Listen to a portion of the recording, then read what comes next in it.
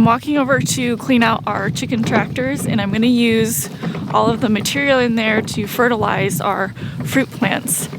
So that is a really big goal of mine for this year, is to do a better job at taking care of my fruits, because last year I bought them all, planted them all, and then basically completely neglected them. So this year I really want to do a good job at getting them fertilized, mulched, trellised, and irrigated so that they grow a little bit better.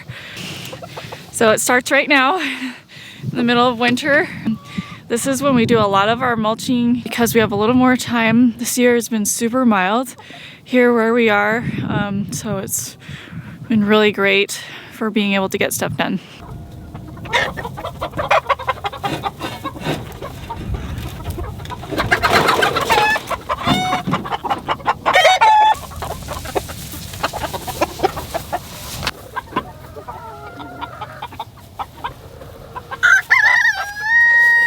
Well, so I was cleaning out the coops and a chicken scratched me in the face. See, right there. Totally my fault because I went in there with a shovel. Chickens were in there and that noise just totally scared them, and then there's only one way out and that's towards me. So I guess I got what I deserved.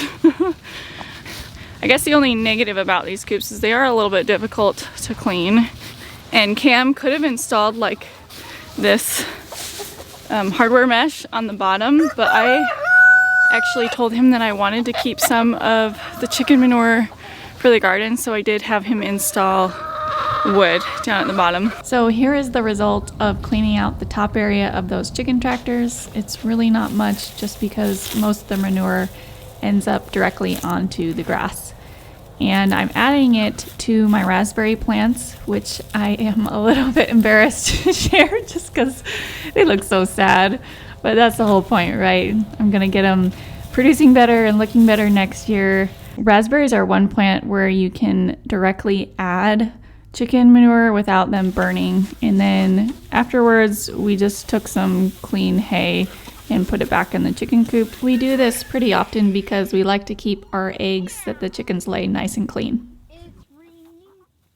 So it's nice and warm today, but I have a lot going on because this weekend it's supposed to get down to 10 degrees Fahrenheit, which is cold enough to kill just about everything in here. So I'm going to be covering things and harvesting things. I'm going to harvest my lettuce and my cabbages.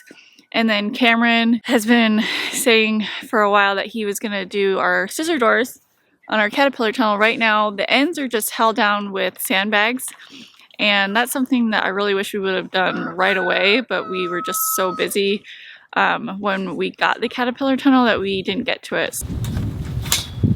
Nice.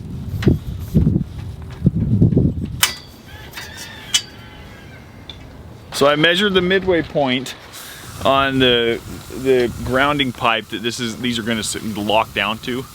And even with measuring, I got it centered side to side, but not front and back. So I'm using kind of a plumb line approach. See this gap here? That gap should not be there. So I'm gonna pull this out, keep it centered, but move it forward a couple inches so it's right in line with these pipes.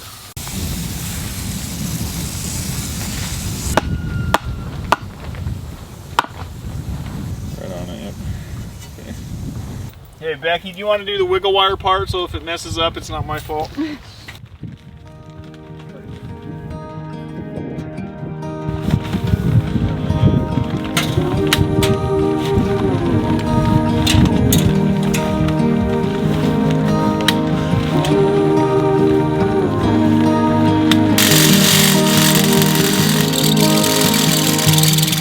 your hand on your heart, please tell me which way you wanna go.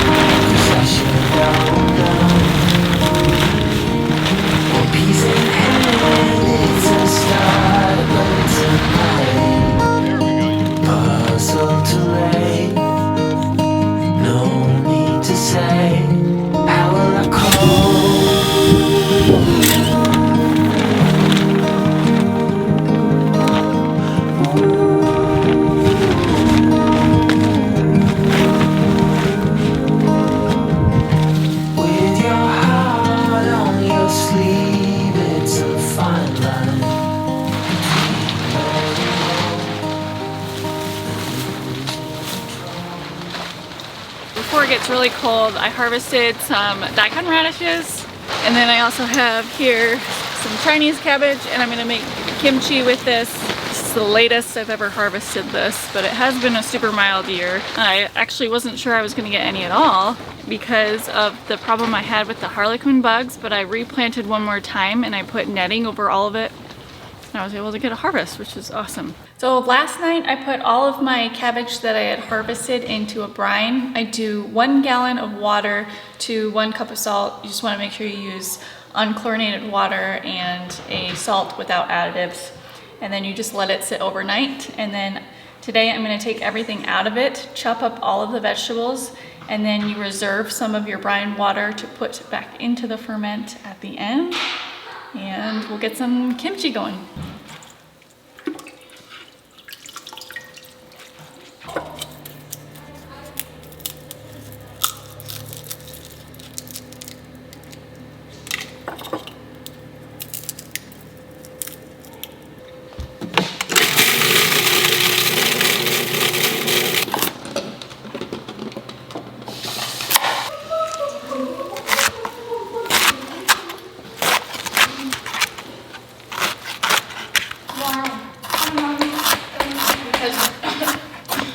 Wasps, host plants, single species traps. They load first. Okay, no, I'll unload it, I think.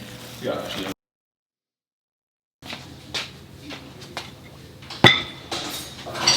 We're rearranging the front doors to the caterpillar tunnel because the first time we put the second door on, we put it up a little bit high, and I need it to be lower so it keeps out all of the cold air.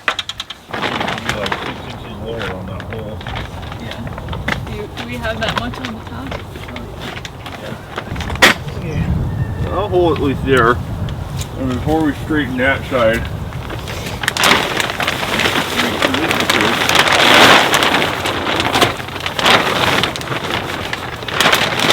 Yeah, that looks better. Like good? Yeah, there's a lot more room down there. Okay.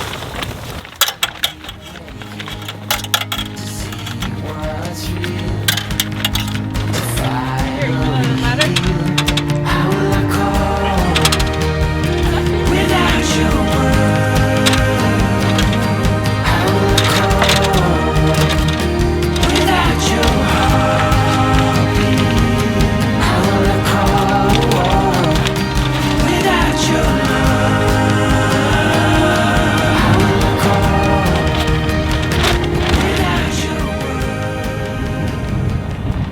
It's a big one.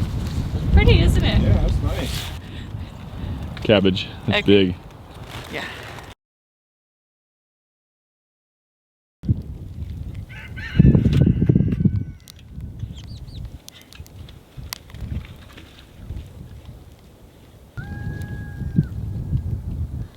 It was so cold, but luckily things melted pretty quickly and we were able to get back to doing some projects outside.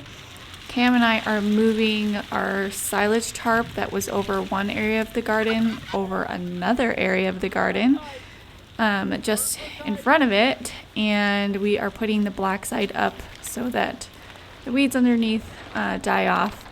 And in the back, the part that I'm exposing, my plan is to plant some onion seeds directly into the ground in this area, and I'm going to do it a lot earlier this year than I did last year.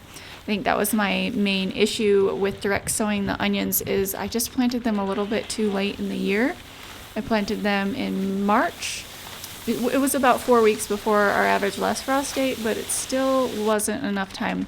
So I'm going to be planting them quite a bit earlier this year. I'm hoping to get them into the ground by the end of January or the beginning of February, so they have plenty of time to mature before it gets hot. Winter is a really good time to secure all of your supplies that you need for spring and summer, and one of those things that I needed was compost. We made some of our own compost, but it just seems like I can never make enough. So I ended up purchasing some compost in the past couple of years.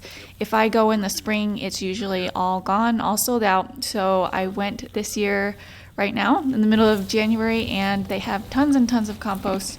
So I am going to get multiple loads of this compost right now because it's available. And this is a very rough compost, so it's going directly onto my raspberries and it will break down the rest of the way there.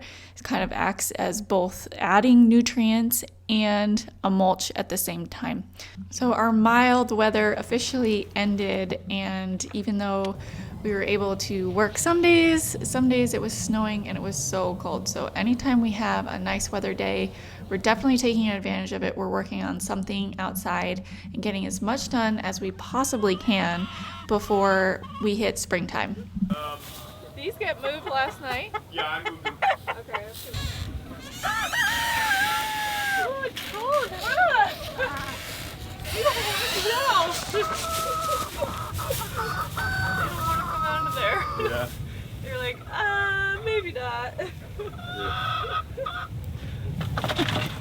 That was like, nope, let me back in.